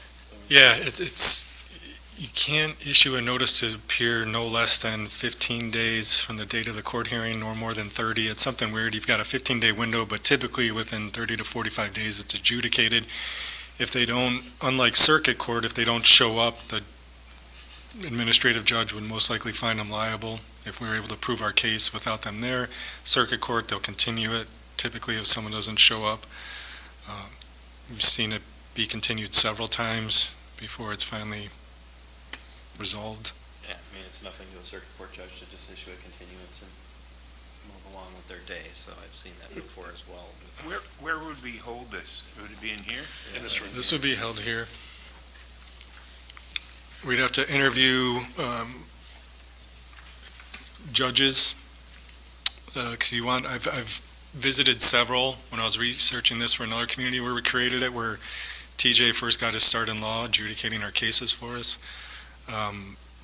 But they can become clown court if you don't have a good administrative judge who doesn't take it seriously, and it can be embarrassing for a community, so. Well, we've always talked about, how difficult it has been to enforce a lot of the ordinances that we have, and it seems to me that, this would be an excellent way to do it. I mean, in other words, I think people would be more interested in handing out tickets and enforcing ordinances if there was a clear path to a resolution. And so I'm 100% for this. My question is, how often are we sending cases to McHenry County? I'd hate to say it, but we like to avoid them at all costs, Yeah. but Ann's had some pretty decent success there recently. I don't, Yeah, I I'm don't not sure. recall the number off the top of my head, but I know there's one particular one that the individual continues to not show up, Yeah. and so it's been lingering for quite some time. Well, Which adds costs to taxpayers because you have to pay the attorney to show up for the continuance. Sure. And And not to mention for the legal system, that they have to block time for this case, and then if someone doesn't show up, then that could have been a case that, I guess my frustration, and I'm not against this, but the one case that I can think of, that gentleman, that household has been fined a certain amount of money. They owe us that money. They have no intentions of paying us that money until the house is sold, and then, we obviously have a lien on their property, then that's when we're gonna get the money back. So we could end up having a judge, an education, they rule for us, person walks out the door, we don't ever get the money. There's nothing we can do. Or we can do a lien, but it's a cost that we absorb, right? And, because we have to pay for the judge, pay for the lawyers, have the clerk here. And it's just extremely frustrating that we don't have any teeth that we can make people pay their fines. That, someone can just abuse the system the way they are, I mean, theoretically, just throwing numbers up there so that I understand, in these cases where, an adjudicating judge could issue like a per day or per month, let's say per day, $1,000. They just don't deal with it. Right. We could potentially put a lien on their property for the entirety of the property. Well, we wouldn't see that until they sell the property. well, and keep in mind too that in a previous community, we had a system like this, and not always did the judge rule in our favor as far as the city. Usually, you get the right judge, they'll do their due diligence, and we've been able to identify holes within our own code book that we later fixed. So it's not assumed that they're always going to rule in favor of the city. True. I think that one of my concerns has been the ability of the city to enforce its code with teeth. Because it's been that way for a long time. That we avoided sending stuff to county, to the clerk's, to the county clerk court because of these facts. Like I said, Dave's example was it doesn't make sense to go, to find somebody $1 and then it's going to cost you $100 to do it. Because at that point, it was very clear. It costs the taxpayers of the city more money out of pocket than it does that we ever get back from somebody who's doing something that is a nuisance, and then on top of that becomes reinforcement for them to keep doing it. So you become kind of in this negative loop. And we do have an issue with slumlords. everywhere does. That's something, I mean, we want to protect our renters, and I think that this would be a way, and slumlords are good at dodging court, and they know the systems, and they know how to get continuances and avoid fines. That's what they do. This, I think, would be a way to show, and again, I wouldn't want to see this become a thing where, somebody doesn't mow, I mean, obviously, that's not the type of community we are, where somebody doesn't mow their lawn for 2 weeks, and they're in here getting a $200 fine, and, it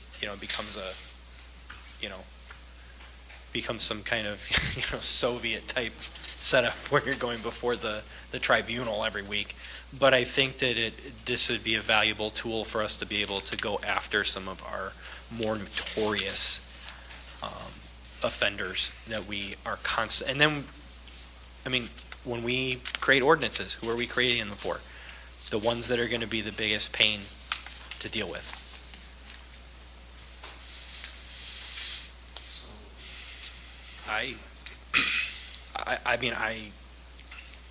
I would motion to move forward with, I guess, with the process of developing this, I guess, I don't know how to word it, but. Code hearing unit.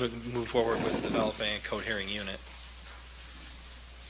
Yeah, there's an ordinance in your packet to develop it.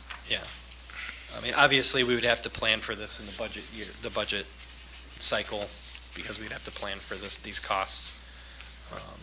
Would this be something that we're anticipating trying to do going into the next fiscal year? Technically, we have a budget now for enforcement, correct? Yes, that is correct. This is just spending it in a different way. It's not a new expense. We're already spending money in the court system. So you have a motion. So the motion is to recommend approval to the city council? I'll second that. I didn't know, that. I can't make that. No, you can't. I made the motion, Lori seconded, so. That was a No, question. It no, was a yeah, that's- clarification. Yeah, no, that's clarification, that's fine. So that way we'll discuss the whole thing in front of city council. Yes, it would just be a recommendation to move forward with this to city council to review and discuss and decide if it's something that we're going to approve for city staff to put in the ordinance and move forward with. Anybody from the audience want to chime in on this topic? This Oh. was exhausting. Yeah, please come on, sorry. Kind of and then going state up your there. name. Jen Garofalo, 1209 Orchard Lane. I've been in law enforcement 27 years. You have small towns this size that adopt the entire Illinois Vehicle Code under their ordinance. Why? Because they get 100% of the money from every traffic ticket that's written. Right now, if you look, you probably get about 8% after the CAC is paid, the victim impact's paid. So this just makes sense. So if that helps anybody to cut to the chase, it's self-sustaining. If it's done right, you don't have to put any money into it, and you're gonna make money. So, that's it.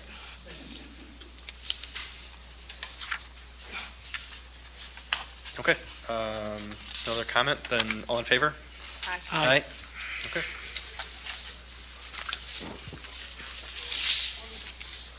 All right, strategic vision. Oh, dude. Oh, all right. So we'll move forward, strategic vision. I guess, where are we at with this? Are we just going to kind of do what we did with admin, just kind of look through the bullet points and see what our main priority is going to be? Well, can I, at least for this committee, for our section, community development, I'd like to create objectives in whatever timeline, 5-year strategic plan or whatever we want to do, but break these out Okay. with objectives and metrics so that we together come up with a plan that I can focus on. So I know what I'm doing each year or each quarter, whatever we do. And then you guys know what the end result looks like when it's all said and done.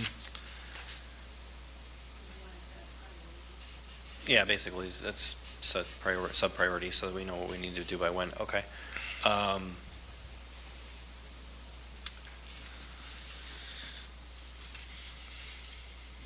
If we're going to break all of these out, I'm thinking we're probably gonna wanna set a meeting just for that, because that's probably gonna take some time to come up with individual breakouts for bullet points for each line.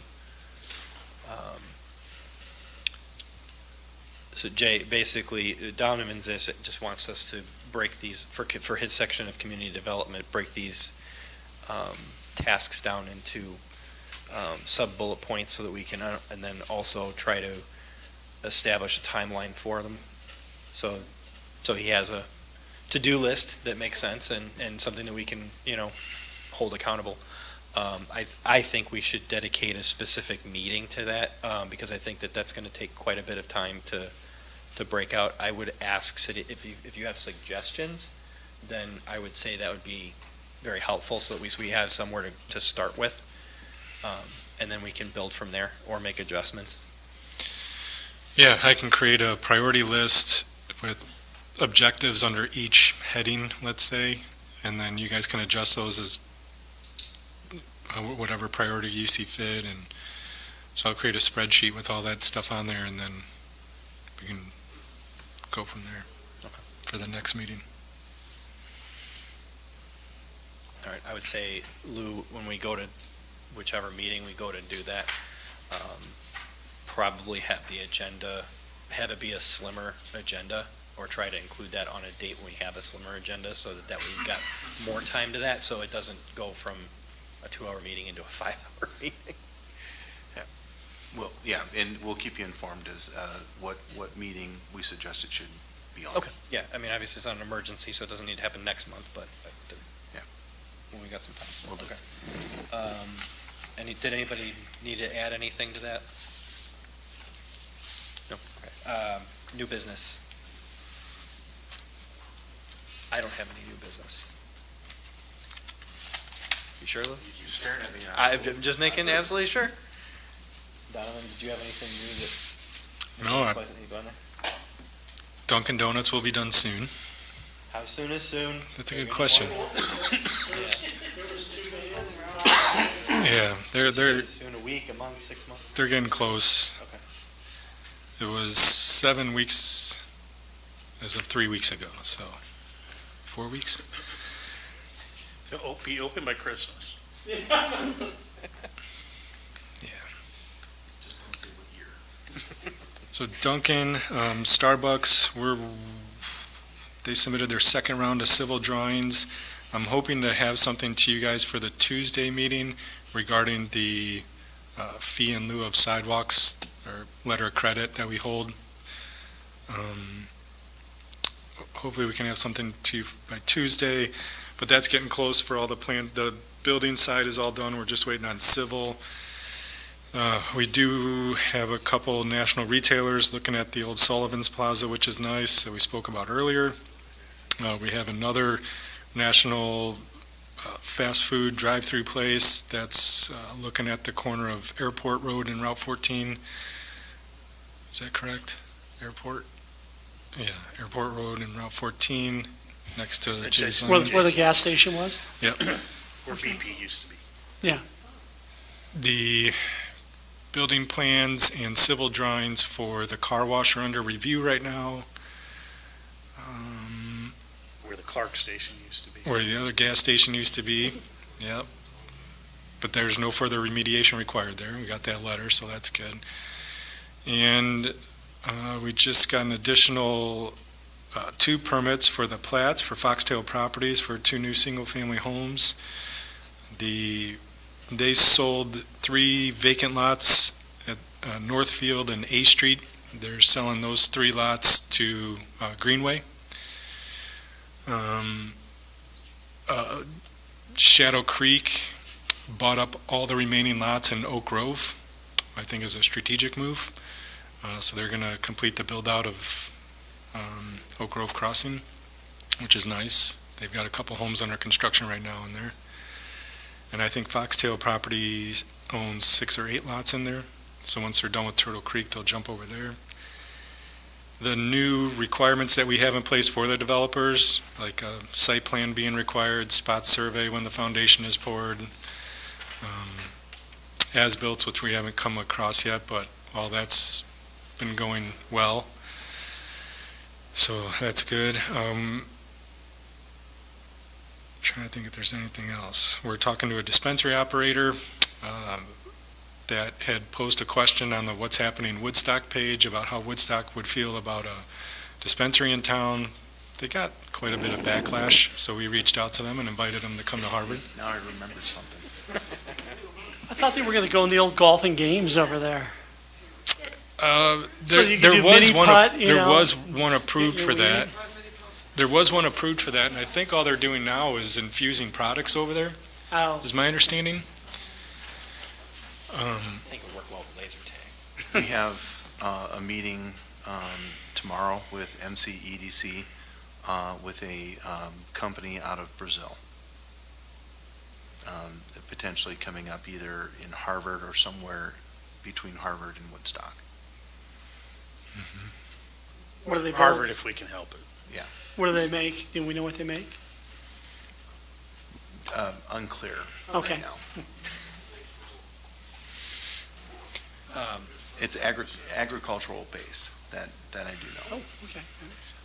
The other thing I just thought about was the enterprise zone.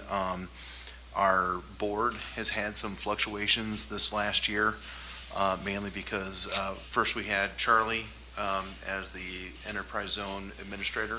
Charlie Eldridge. Thank you. And then we had contracted out with MCEDC to have an administrator. Then that gentleman ended up resigning and going out to Ohio. We've had some board members themselves. Marengo has had some employment issues that have popped up. And then recently Garrett Anderson left Woodstock. So it's been kind of in flux. So that's all starting to come back into some stability.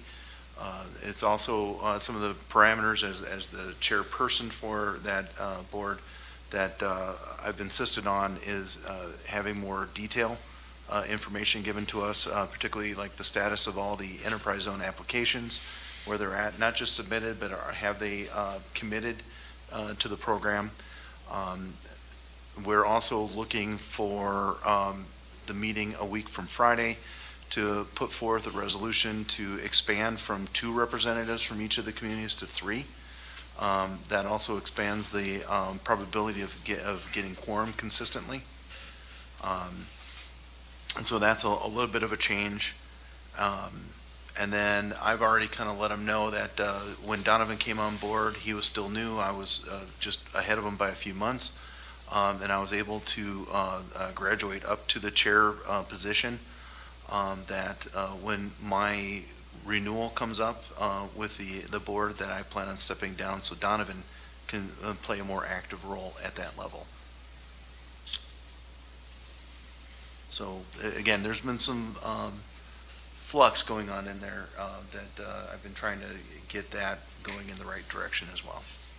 And Harvard has been playing a very strong role in the enterprise zone versus years past.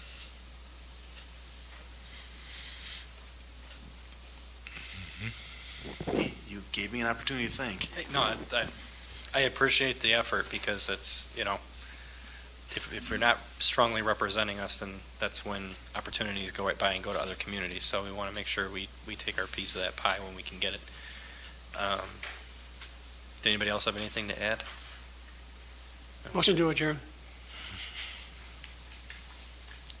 No? Second.